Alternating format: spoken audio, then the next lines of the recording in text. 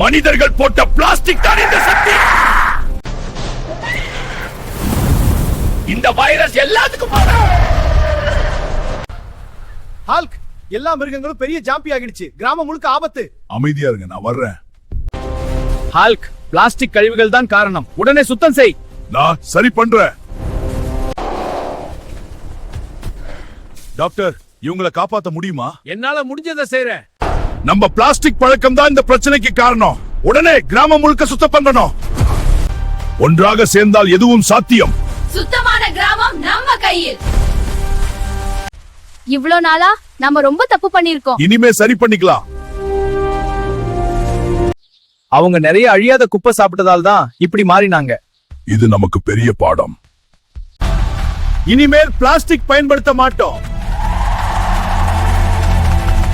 Plastic மற்றும் அழியாத கழிவுகள் அணுகுண்டை விட ஆபத்தானவை. இயற்கையை காப்போம். Like and subscribe.